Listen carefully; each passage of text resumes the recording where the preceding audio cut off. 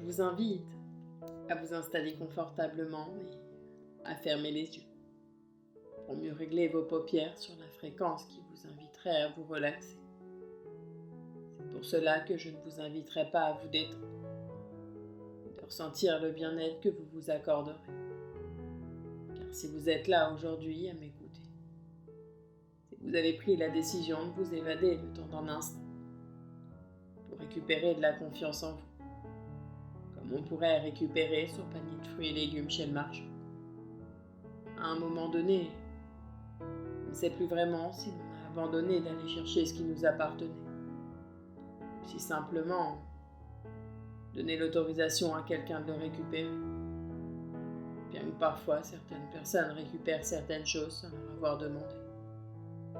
Et pendant qu'une partie de vous se demande où je veux en venir, une autre partie de vous comprend que ce qui est en train de se passer, cette partie de vous, que l'on tente parfois de faire taire, à moins que ce soit elle qui décide de cacher certains objets dans le panier. Pendant que mes mots s'entremêlent pour créer des histoires ou messages cachés, vous pouvez vous amuser à compter le nombre de vous dans mes histoires, pour être soi. J'aimerais commencer par vous raconter l'histoire d'un équilibriste. Celui qui, comme son nom l'indique, doit s'amuser à rester en équilibre, en sautant de liane en liane. Celui pour qui l'adresse est au cœur de son métier. Alors peut-être qu'il aurait pu déménager, pour se rendre compte à quel point la solitude lui pesait. Il aimait repousser ses limites. Il le savait, il était moins convoité que ses collègues qui sont bien plus populaires. Alors la peur l'envahissait. Et s'il continuait sa vie seul? Et si on l'attaquait?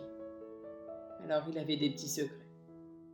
Ce qu'on ne dit pas, de peur d'être retrouvé. Cachait des armes chez lui. Il le disait, c'était pour se protéger. Le monde était un monde en colère et par jalousie, on pourrait venir dérober les bijoux que son grand-père lui avait légués. C'est la seule chose qui lui restait lui. Quand il était décédé alors qu'il l'avait emmené au toboggan avec lui.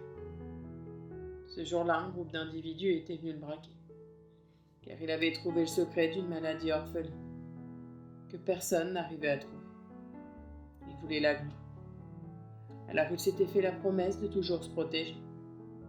Et quand à son tour il découvrit sa maladie, il en voulait à la terre entière. Faut dire qu'on lui avait caché depuis qu'il était né. Sa mère culpabilisait tant de l'avoir empoisonné.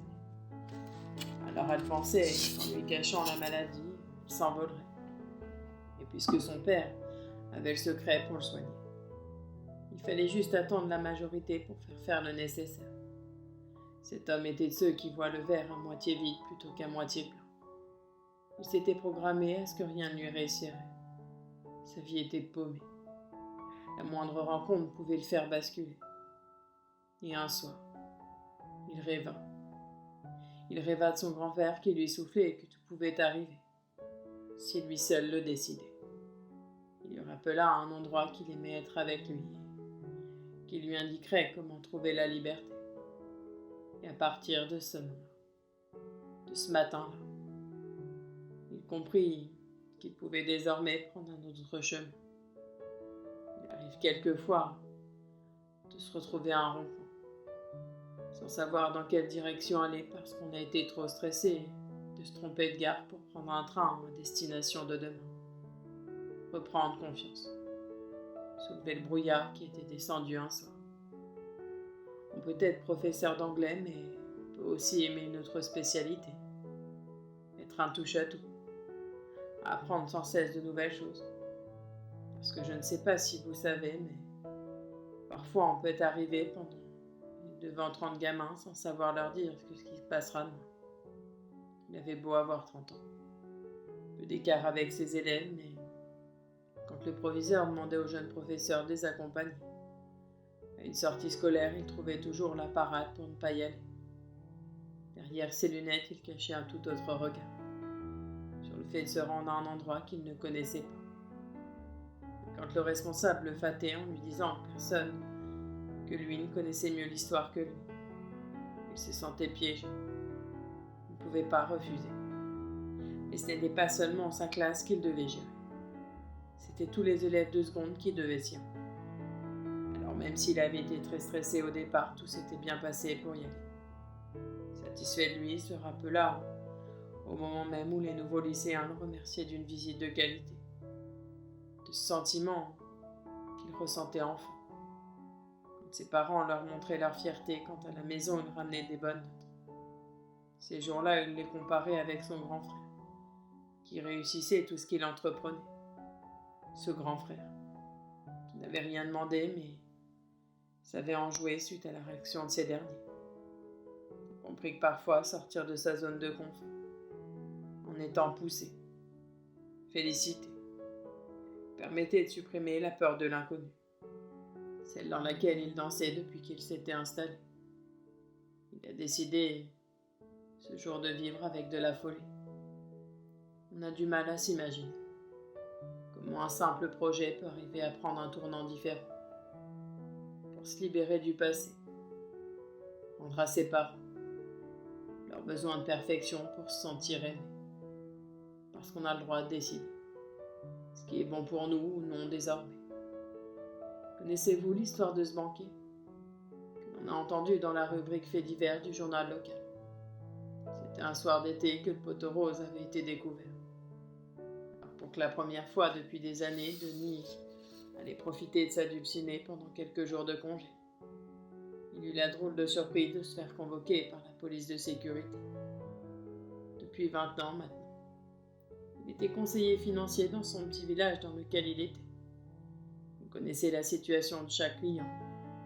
Quand les enfants étaient nés, s'ils s'étaient mariés, s'ils avaient divorcé. Même si l'entreprise du quartier fonctionnait à flux tendu. Alors quand ils viennent leur demander un prêt pour pouvoir agrandir leur foyer, ou acheter une voiture qu'ils avaient rêvé, Denis n'osait pas leur dire non. Comme il avait accumulé quelques euros en économisant. Sur les voyages et les plaisirs fugaces, il avait de quoi leur avancer leur projet. Alors il s'était monté tout un scénario. Il leur faisait signer de vrais contrats de prêt, leur fournissait un vrai échéancier, et s'occupait de faire le nécessaire pour qu'ils reçoivent leur somme demandée, et le remboursement chaque mois programmé. Je ne sais pas comment il a fait. Le temps qu'il a mis pour montrer ce scénario ficelé, mais quand ce client s'est rendu à l'accueil au guichet, pour demander pourquoi le prêt continuait d'être prélevé. C'est comme si toutes les mailles du filet se démêlaient pour les policiers. On comprenait désormais que Denis, qui n'osait pas dire non, avait avancé une somme pour fuir un conflit, comme pour fuir les disputes de ses parents quand il était adolescent. La peine ne fut pas lourde car aucun tort n'avait été fait à la banque. Et les clients n'avaient préféré éviter une procédure. Il l'avait encouragé à s'inscrire dans un cours de théâtre qui pourrait l'aider à s'affirmer, à oser dire non, que ce soit au client ou dans sa vie privée. Alors je ne sais pas ce que ça a donné, mais j'ai compris à quel point notre inconscient peut faire de mauvais croisements pour amener à avoir un tel comportement. Peut-être que votre peur du rejet vous oblige à ne pas dire non au service que l'on vous demande. Il est temps aujourd'hui d'apprendre à dire oui à la vie, quant à vos capacités d'y arriver. La confiance en soi peut se trouver de l'autre côté du rond-point. Maintenant, je vous invite à imaginer que vous êtes devant votre télévision à contempler des vidéos de personnes inspirantes. Celles des personnes qui réussissent, qui ont de l'ambition. Fermez les yeux et constatez que désormais, c'est vous qui êtes acteur de l'émission de votre vie. Vous avez désormais le premier rôle. C'est vous que vous voyez à travers cet écran. C'est la vie que vous avez décidée. À partir de maintenant, pour trouver confiance en vous, vous allez pouvoir sortir de votre zone de confort en étant vous-même. Imaginez-vous d'ici quelques temps, quelques jours, heureux de constater que cette séance est le commencement de votre quête de votre liberté. Parce qu'aujourd'hui, vous avez libéré le vrai vous, qui était seulement en vous. D'ici quelques instants, je vais arrêter de parler pour laisser votre inconscient faire les changements nécessaires dans les heures et les nuits d'après. Votre corps va pouvoir doucement se désengourdir et quand vous le souhaiterez, au rythme que vous le souhaiterez. Vous pourrez réouvrir les yeux, ici et maintenant, au moment présent.